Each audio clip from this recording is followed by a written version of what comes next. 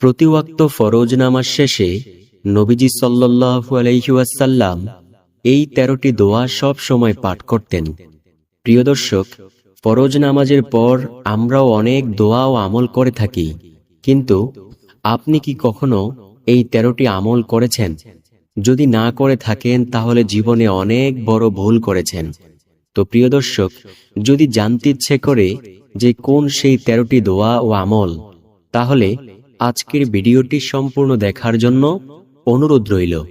ইনশাআল্লাহ আজকের ভিডিওতে আমি সম্পূর্ণ বিস্তারিতভাবে এই 13টি দোয়া ও আমলের কথা আলোচনা করব। আপনি এখান থেকে অবশ্যই শিখতে পারবেন ইনশাআল্লাহ। আমার বিশ্বাস, যে ব্যক্তি নবীজি সাল্লাল্লাহু আলাইহি ওয়াসাল্লামকে ভালোবাসে, কবরের জিন্দেগিকে ভয় করে, সে আজকের ভিডিওটি অবশ্যই সম্পূর্ণ দেখবে। এইখান থেকে প্রতিটি দোয়া ও আমলকে শিখবে। পরবর্তীতে নিয়মিত এই দোয়া ও আমলগুলো অবশ্যই পাঠ করবে ইনশাআল্লাহ। আল্লাহ তাকে অবশ্যই জান্নাত দান করবে ইনশাআল্লাহ। তো প্রিয় দর্শক, আজকের ভিডিওতে মূলত আমি দুইটি পার্ট নিয়ে আলোচনা করব। প্রথম পার্টে আলোচনা করব বেনামাজি ব্যক্তির শাস্তি সম্পর্কে। দ্বিতীয়ত আলোচনা করব কোন সেই 13টি দোয়া ও আমল সেই সম্পর্কে।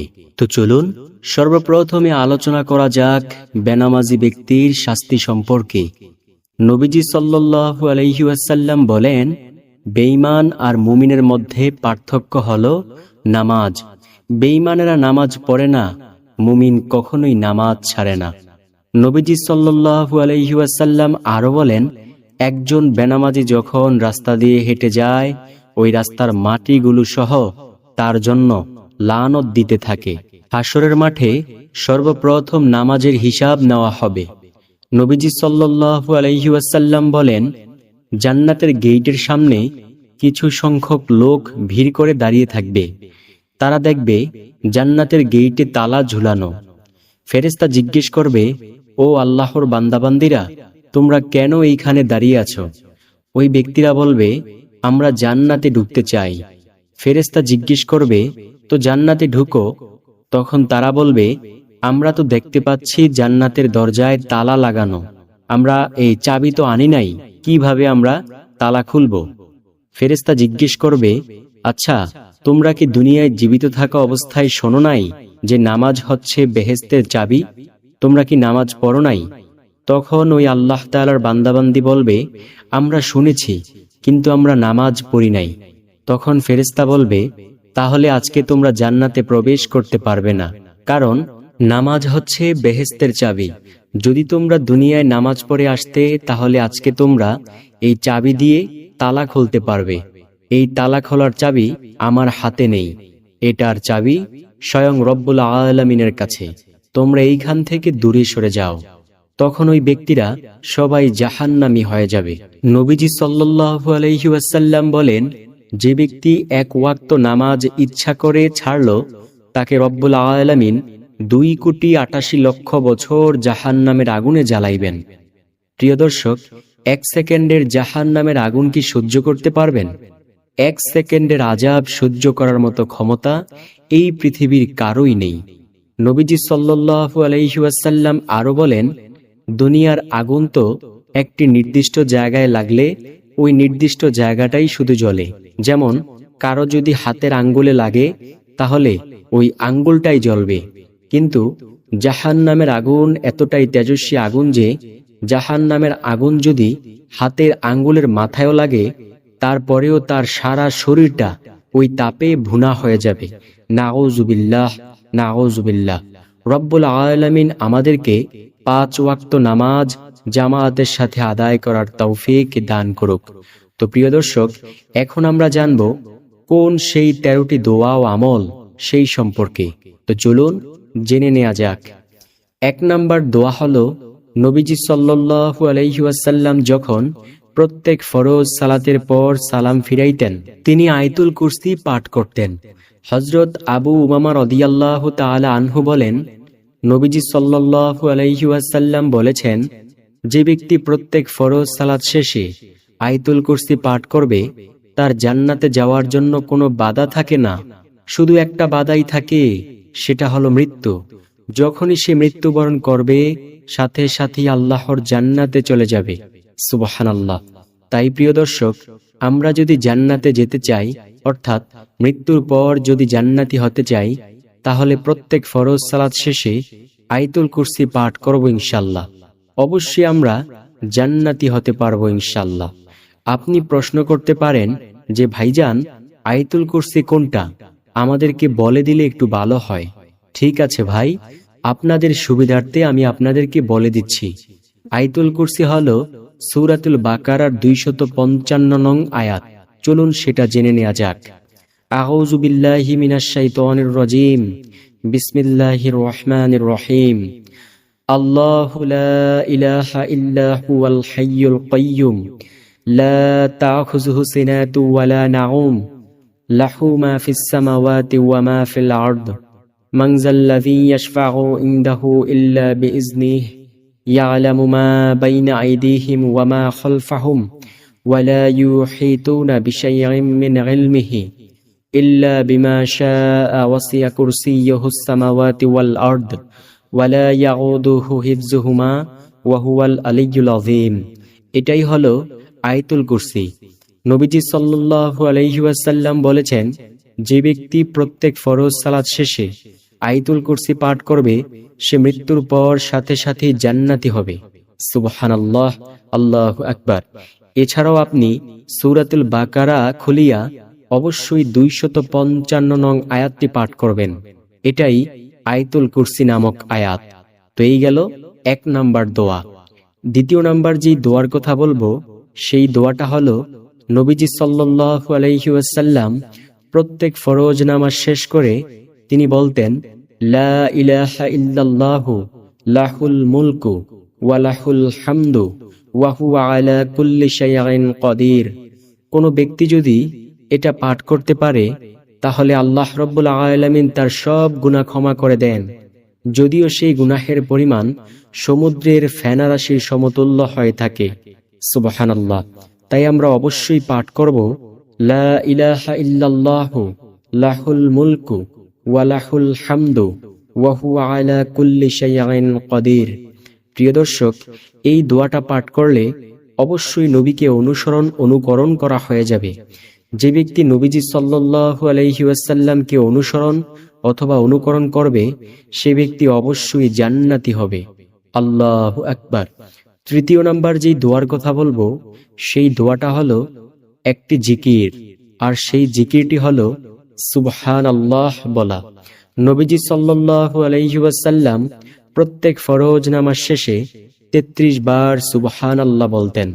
তাই আমরাও প্রত্যেক ফরজ নামাজ শেষে 33 বার সুবহানাল্লাহ এই জিকির অবশ্যই করব। নবীজি হাদিসের মধ্যে বলেন, যে ব্যক্তি একবার সুবহানাল্লাহর আওয়াজ দেয় রব্বুল আলামিন 7 আসমান ও 7 জমিনের মধ্যবর্তী যত ফাঁকা জায়গাগুলো রয়েছে সব জায়গাগুলো আল্লাহ পূর্ণ করে দেন। সুবহানাল্লাহ। নবীজি সাল্লাল্লাহু আলাইহি ওয়াসাল্লাম অন্য হাদিসের মধ্যে বলেন, যে ব্যক্তি একবার সুবহানাল্লাহর আওয়াজ দেয় রব্বুল আলামিন জান্নাতের মধ্যে একটি বৃক্ষ রোপণ করেন। ওই বৃক্ষের ছায়া এত লম্বা হয় যে দ্রুতগামী ঘোড়া যদি 500 বছর পর্যন্ত দৌড়ায় তারপরেও সেই বৃক্ষের ছায়া অতিক্রম করতে পারবে না। সুবহানাল্লাহ। তাই আমরা অবশ্যই প্রত্যেক ফরজ সালাত শেষে 33 বার সুবহানাল্লাহ বলার চেষ্টা করব ইনশাআল্লাহ। তাহলে রব্বুল আলামিন আমাদেরকে অবশ্যই জান্নাত দান করবেন ইনশাআল্লাহ। চতুর্থ নাম্বার যে দোয়ার কথা বলবো সেই দোয়াটা হলো, নবীজি সাল্লাল্লাহু আলাইহি ওয়াসাল্লাম একদিন সাহাবে কেরামদেরকে নিয়ে হাঁটছেন।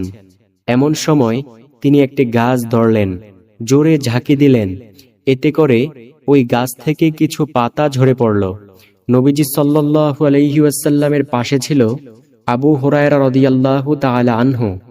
নবীজি সাল্লাল্লাহু আলাইহি ওয়াসাল্লাম বলেন, ও আবু হুরায়রা, দেখো, এই যে আমি ঝাঁকি দেওয়ার কারণে গাছের পাতাগুলো ঝরে পড়ে গেল।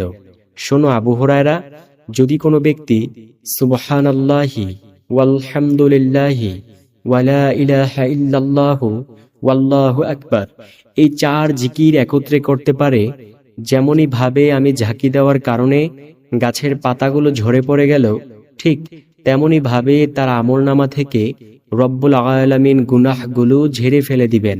সুবহানাল্লাহ। তাই আমরা বেশি বেশি পরিমাণে পাঠ করব সুবহানাল্লাহি ওয়ালহামদুলিল্লাহি ওয়ালা ইলাহা ইল্লাল্লাহ ওয়াল্লাহু আকবার।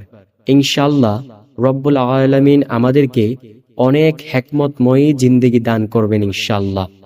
তারপরের যেই দোয়া ও আমলের কথা বলবো, প্রতিদিন 100 বার বলা সুবহানাল্লাহি ওয়া বিহামদিহি। সাহাবে কেরাম প্রশ্ন করলেন, ইয়া রাসূলুল্লাহ সাল্লাল্লাহু আলাইহি ওয়াসাল্লাম, এটা পাঠ করলে কি হবে? নবীজি সাল্লাল্লাহু আলাইহি ওয়াসাল্লাম বলেন, শোনো, যদি কোনো ব্যক্তি প্রতিদিন 100 বার বলতে পারে সুবহানাল্লাহি ওয়া বিহামদিহি, তাহলে তার আমলের দাম হাসরের মাঠে সবচেয়ে বেশি হবে। সাহাবে কেরাম প্রশ্ন করলেন, ইয়া রাসূলুল্লাহ সাল্লাল্লাহু আলাইহি ওয়াসাল্লাম, অন্য কারো আমলের দাম কি এর চেয়ে বেশি হবে না?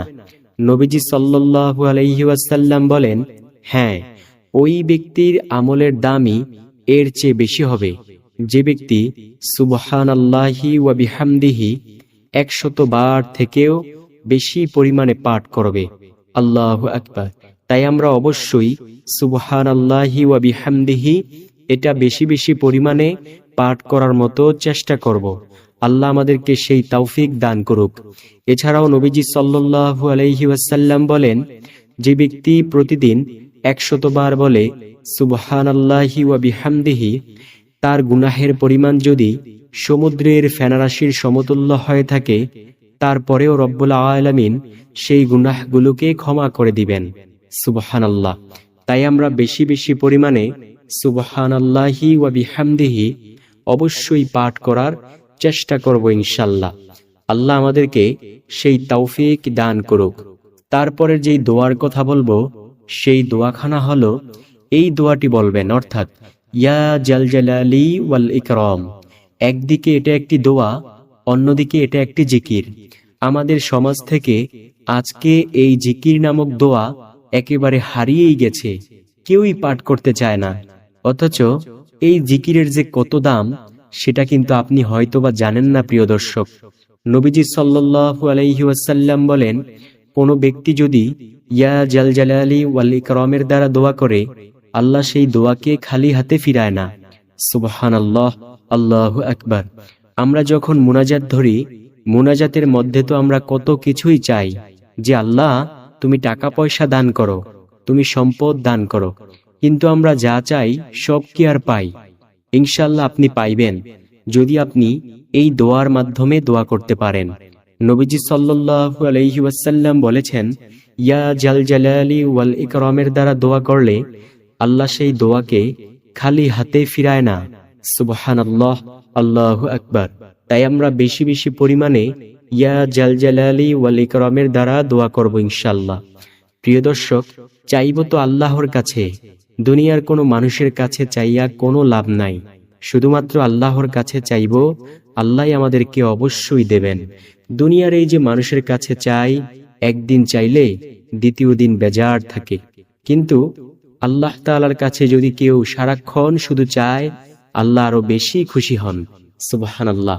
তাই আমরা বেশি বেশি পরিমাণে ইয়া জাল জালালি ওয়াল ইকরামের দ্বারা আল্লাহর কাছে যে কোনো কিছু চাইব ইনশাআল্লাহ।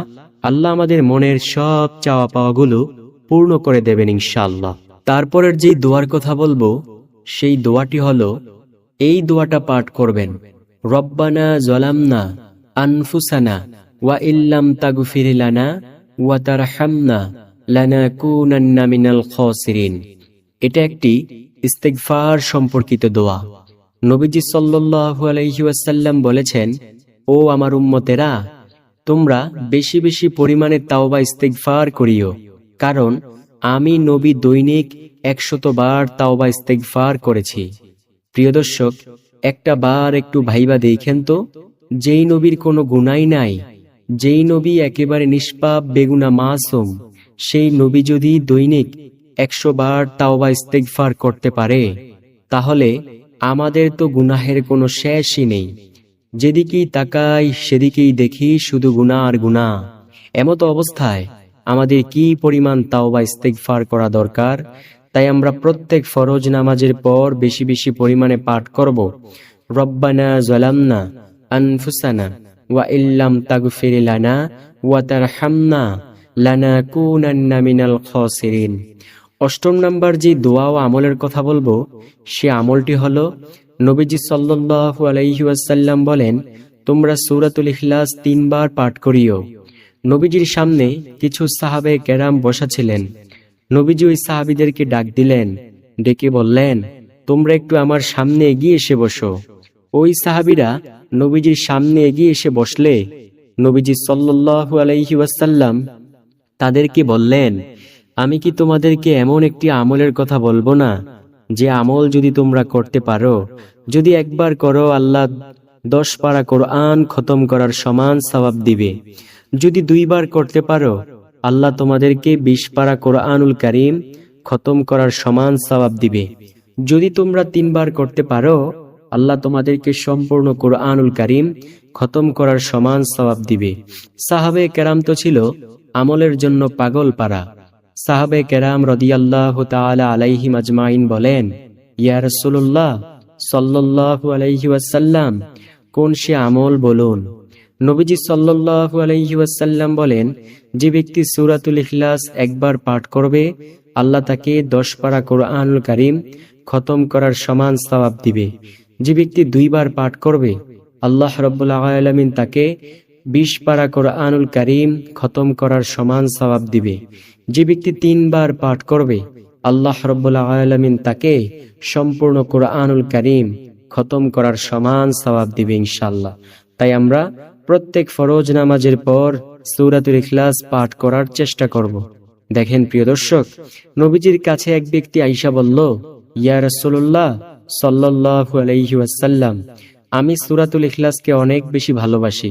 নবীজি বলেন, যদি তোমার মুখের কথাটুকু সত্যি হয়, যদি তুমি সত্যি বলে থাকো, তাহলে জেনে নাও, যে ব্যক্তি সূরাতুল ইখলাসকে ভালোবাসে, রব্বুল আলামিন তাকে ভালোবাসে।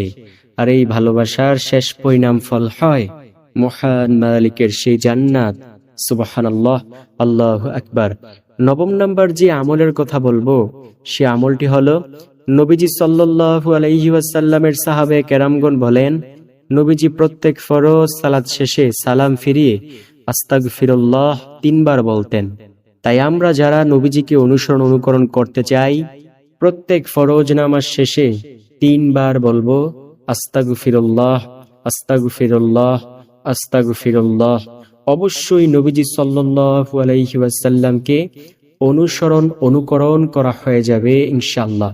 দশম নাম্বার যে আমলের কথা বলবো, সে আমলটি হলো, নবীজি সাল্লাল্লাহু আলাইহি ওয়াসাল্লামের সাহাবে কেরামগণ বলেন, নবীজি প্রত্যেক ফরজ নামাজ শেষে সালাম ফিরিয়ে একবার উচ্চস্বরে আল্লাহু আকবার বলতেন। তাই আমরাও প্রত্যেক ফরজ নামাজ শেষে সালাম ফিরিয়ে একবার উচ্চস্বরে আল্লাহু আকবার বলবো ইনশাআল্লাহ। 11 নাম্বার আমল হলো আলহামদুলিল্লাহ 33 বার বলতেন। তাই আমরাও প্রত্যেক ফরজ নামাজের পর সালাম ফিরিয়ে আলহামদুলিল্লাহ 33 বার বলবো ইনশাআল্লাহ। আলহামদুলিল্লাহ দ্বারা আল্লাহ তাআলার নিয়ামতের প্রশংসা আদায় করা হয়। আল্লাহ বলেন, যে আমার নিয়ামত পেয়ে নিয়ামতের শুকরিয়া আদায় করে, আমি তার নিয়ামত বৃদ্ধি করি। আর যে আমার নিয়ামত পাওয়ার পরে নিয়ামতের শুকরিয়া আদায় করে না, আমি তার নিয়ামত ছিনিয়ে নিয়ে যাই। তাই আমরা বেশি বেশি আলহামদুলিল্লাহ বলবো। 12 নম্বর যে আমলের কথা বলবো, নবীজি সাল্লাল্লাহু আলাইহি ওয়াসাল্লাম 34 বার বলতেন আল্লাহু আকবার। তাই আমরা অবশ্যই এটাও পাঠ করার চেষ্টা করব।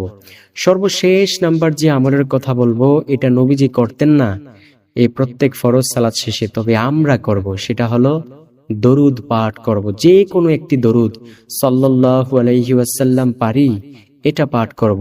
তো ইনশাআল্লাহ এই 13টি আমল করিয়া নবীজিকে অনুকরণ করার চেষ্টা করব।